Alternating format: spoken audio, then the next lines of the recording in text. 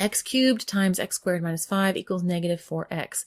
If x is greater than 0, what is one possible solution to the equation above? And this is not multiple choice. So first thing you're going to want to do is distribute this. I'm going to rewrite it over here so it'll be nice and clear. 5 equals negative 4x. All right, so first thing we're going to distribute. So x cubed times x squared is x to the 5th. X cubed times negative 5 is negative 5 x cubed, and equals a negative 4x.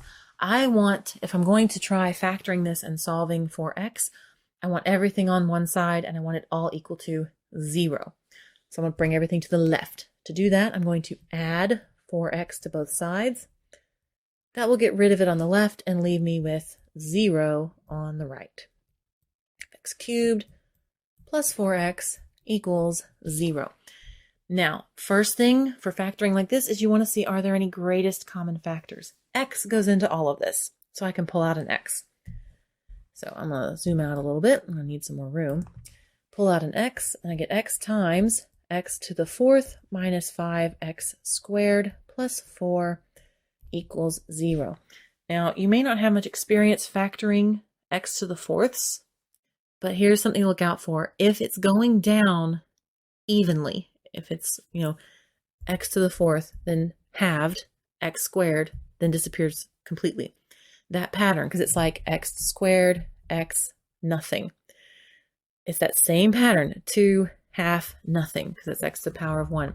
You can factor it the same way as you do an x squared. Same principles. If this were x to the 4th minus 5x cubed, no, it would not work.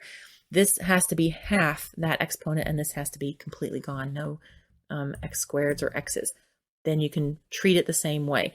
The only difference is instead of starting with an x and an x when you're factoring, it's going to be x squared in both of them in this case, because that's that middle term, x squared. As you see, when you multiply them together, you get back to that x to the 4th. Right, so we're going to treat it just like a regular factoring. In regular factoring, we're looking for what multiplies to this, but adds to the middle term of middle constant of negative 5. So what multiplies to positive 4, but adds to negative 5? To add to a negative, but multiply to a positive, they both have to be negative. So what are my factors of 4 that would be negative? That'd be negative 1 times negative 4, or negative 2 times negative 2. If I add those together, negative 1 plus negative 4 is negative 5. Negative 2 plus negative 2 is negative 4. All right, there's my negative 5. That's the one I wanted. So it's going to be, the factors are negative 1 and negative 4. So let me write those in. X squared minus 1, x squared minus 4. Now, what they want you to realize, well, actually, there's two ways you can look at this. You can say, just like with regular factoring, x times x squared minus 1 times x squared minus 4 equals 0. So any one of these could be 0. So I need to set them all equal to 0, and then I can solve this. So the first one would just be the x equals 0, and I don't have to do anything else. The next one would be x squared minus 1 equals 0. The other one would be x squared minus 4 equals 0. These you can do one of two ways. You can either, like for example, here you would add 1 to both sides. You get x squared equals 1. Take the square root of both sides. X equals plus or minus 1. It's probably the easiest. You also could realize that this is a difference of squares. It's that factoring terminology, difference of squares, which following the rule means you could factor it into x minus 1 times x plus 1. Then you set each of those equal to 0, and you get, when x minus 1 equals 0, then x would be 1.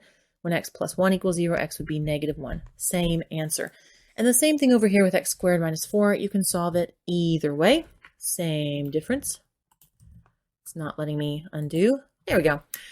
I'm just going to use the square root method. So I'm going to add 4 to both sides. I get x squared equals 4. I take the square root of both sides, and I get x equals plus or minus 2. This is getting really messy, so I'm going to erase this. So we just have the last part of this visible. So what are my answers here? I've got, here we go. I've got x equals 0, x equals plus or minus 1, and x equals plus or minus 2. What does the question say? If x is greater than 0. So my 3 possible solutions, greater than 0, that one's out, that one's out, that one's out. 1 or 2, either of those will work. You can answer either one. If this was helpful or useful in any way, please like, share, subscribe. You know the drill. Thank you so much for stopping by. Hope you have a great day. See you later. Bye.